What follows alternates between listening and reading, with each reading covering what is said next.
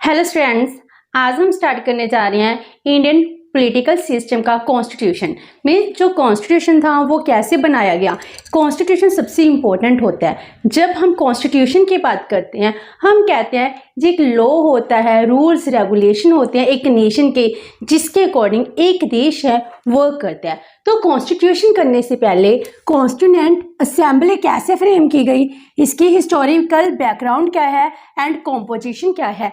क्योंकि हमारे पास जो कॉन्स्टिट्यूशन आया है, कॉन्स्टिट्यूशन एज सच नहीं बनाया गया। हमने जब कॉन्स्टिट्यूशन बनाया उसके लिए हमारे पास पहले से बेस था। कौन सा बेस? हम उस टाइम कॉलोनी थे, ब्रिटिशर हम पर रूल कर रहे थे। 1858 से उन्होंने हमारे लिए रूल्स रेगुलेशन बनाने शुरू कर दिए। ब्रिटिशर हमारे इंडिया में 1600 में आते हैं और जब हमारे कंट्री में आते हैं पहले तो वो ट्रेड करते हैं, इकोनॉमी के साथ साथ वो पॉलिटिकल मैटर्स पर भी कंट्रोल कर लेते हैं। जब वो पॉलिटिकल मैटर्स पर कंट्रोल करते हैं तो हमारे देश के लिए लॉ बनाने स्टार्ट कर देते हैं।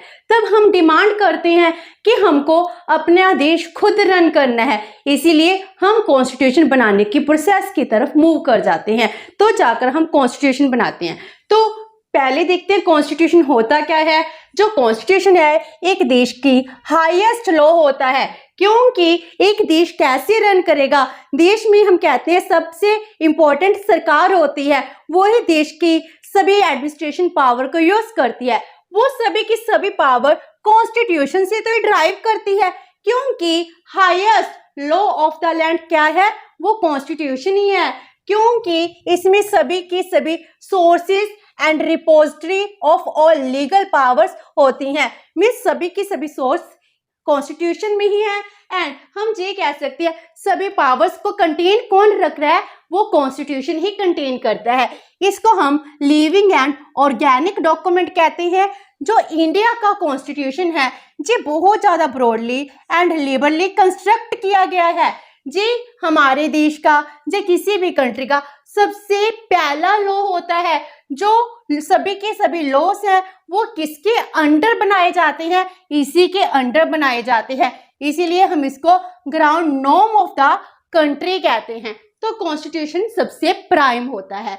तो इंडिया की कॉन्स्टिट्यूशन मेकिंग प्रोसेस क्या है, इसकी हिस्टोरिकल बैकग्राउंड क्या है, तो कॉन्स्टिट्यूएंट असेंबली कैसे बनाई गई। हमारे लिए ये सबसे मुश्किल था एक कॉन्स्टिट्यूएंट असेंबली को बनाना। वैसे तो हम कहते हैं कॉन्स्टिट्यूशन बनाना इजी है, लेकिन इजी नहीं, एक बहुत डिफिकल्ट प्रोसेस थी। हमारे ऊपर बहुत सारी लिमिटेशंस थी। हमको उस लिमिटेशंस के अकॉर्डिंग ही अपने देश के लिए एक लॉ बनाना था। जब हम बहुत ज्यादा पुअर थे, अंडर डेवलप्ड थे, अंडर प्रिविलेज थे, ऐसी सिचुएशन में अपने लिए कुछ कर पाना बहुत मुश्किल था, क्योंकि हम उस टाइम बहुत ज्यादा पॉवर्टी में, हंगर में थे, इलिटरेट थे, इसीलिए बहुत मुश्किल काम था। तो पहले कॉन्स्टिट्यूशन बनाने के लिए कॉन्स्टिट्यूएंट असेंबली बनती है। कॉन्स्टिट्यूएंट असेंबली कैसे बनाई गई, तो कॉन्स्टिट्यूएंट असेंबली की डिमांड कैसे होती है।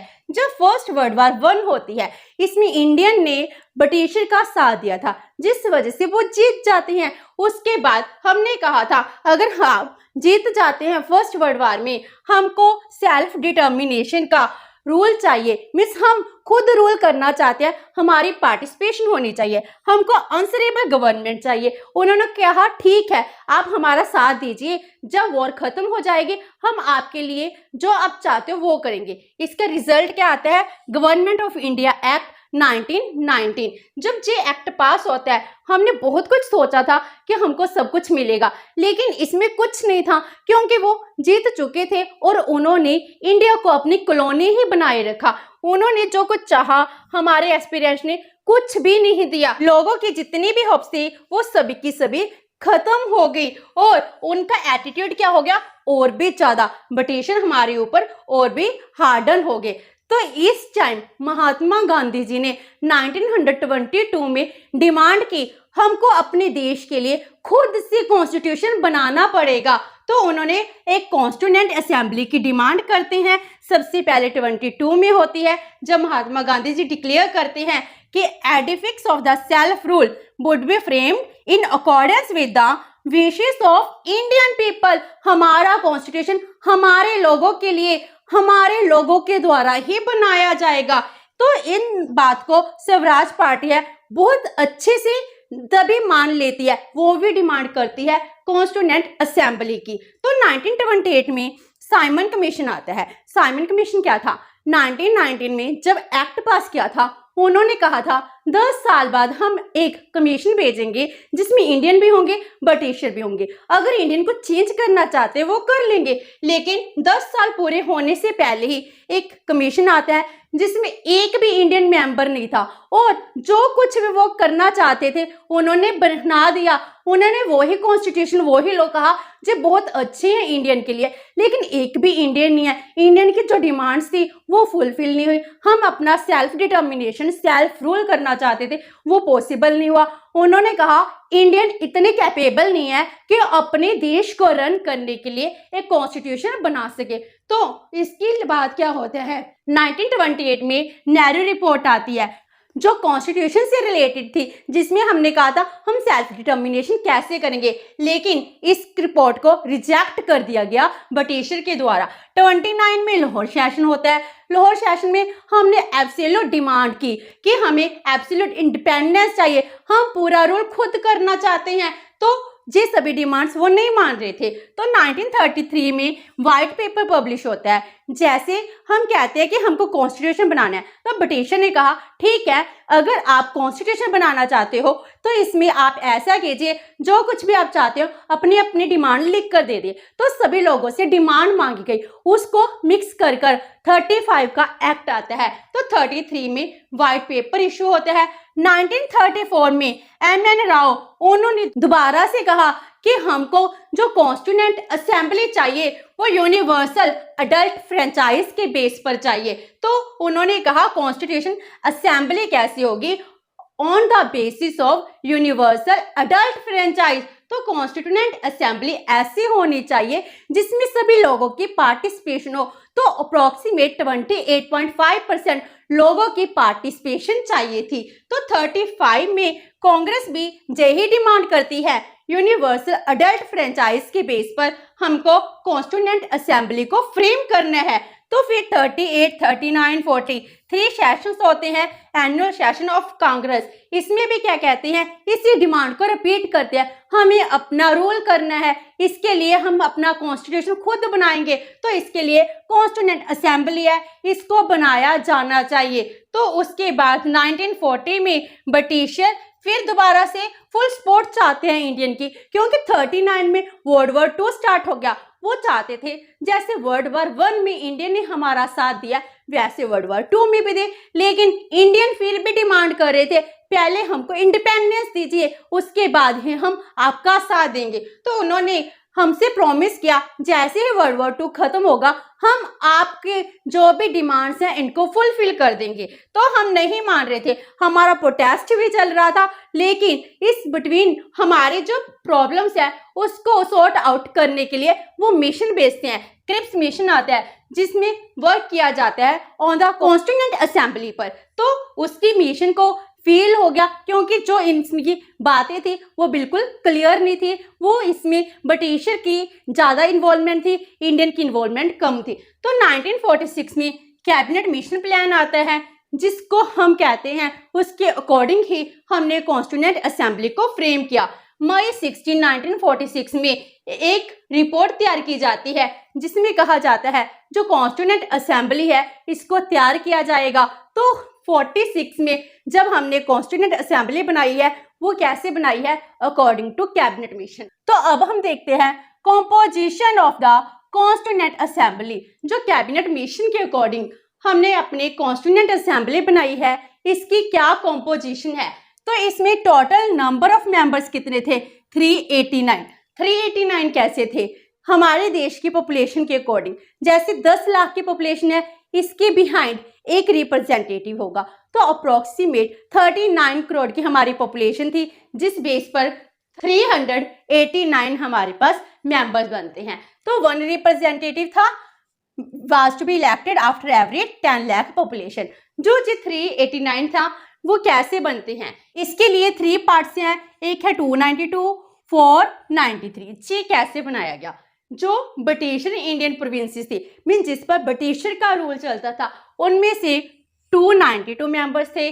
जो फोर थे chief commissioner provinces. Chief commissioner provinces का मीनिंग क्या है?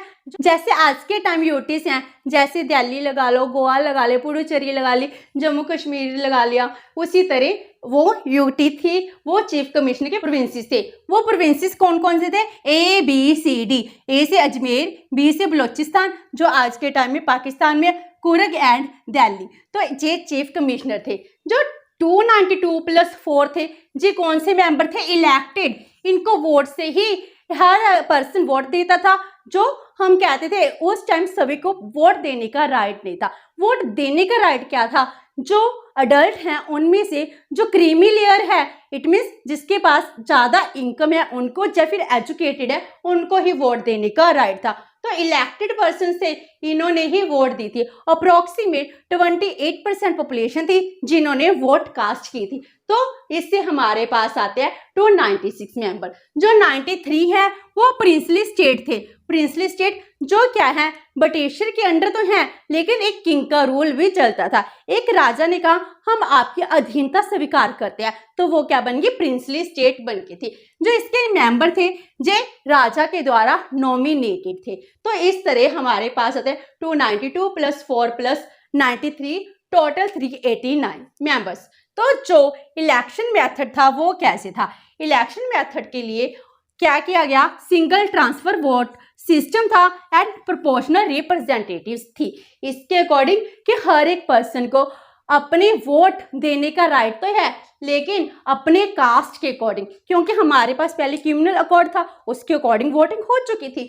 आज भी जनरल सीट्स, मुस्लिम सीट, सिख सीट, इन 3 सीटों में डिवाइड कर दिया गया था। तो जो वोट थी सिंगल ट्रांसफर वोट सिस्टम थी। मीन्स हम अपना प्रेफरेंसेस देंगे, हमने first preference, second preference, third preference, fourth preference, इस तरह हमने अपनी जो सीट्स थी वो उस तरह एलोकेट की थी, वोटिंग की थी। तो जनरल सीट्स थी 210, जो मुस्लिम सीट थी 78, जो सिख सीट्स थी 4, तो टोटल बन गए 292 सीट्स। इसमें जो इलेक्शन हुई थी जुलाई 1946 में। जो इसमें रिजल्ट आता है, इसमें कांग्रेस विनर रहती है विद 199 सीट्स थी।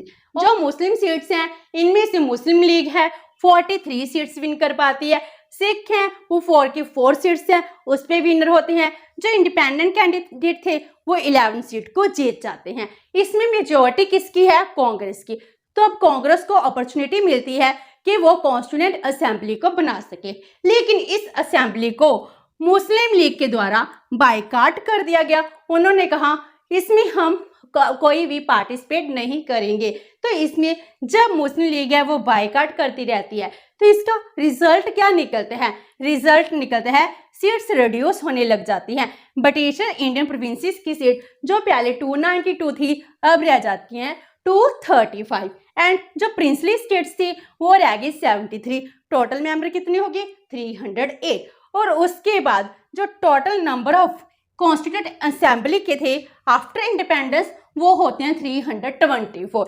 उसमें से 232 प्रोविंसेस के थे, 90 प्रिंसली स्टेट्स थी, प्लस एक कुर्ग थी और 2 एंग्लो इंडियन के। तो टोटल मेंबर कितने हो गए? 324, जो आफ्टर इंडिपेंडेंस हमारे पास आते हैं। क्योंकि हमारी जो पार्टीशन है इंडिया एंड पाकिस्तान की, तो इसमें चेंजेस आते हैं तो मेंबर कम हो जाते हैं। लेकिन जो फाइनल ड्राफ्ट है वो 308 मेंबर्स के द्वारा ही साइन किया जाता है। तो इस तरह हमारे पास कॉन्स्टिट्यूएंट असेंबली फ्रेम होती है। जब कॉन्स्टिट्यूएंट असेंबली बनाई गई उसके बाद ही हमने कॉन्स्टिट्यूशन मेकिंग की प्रोसेस स्टार्ट की।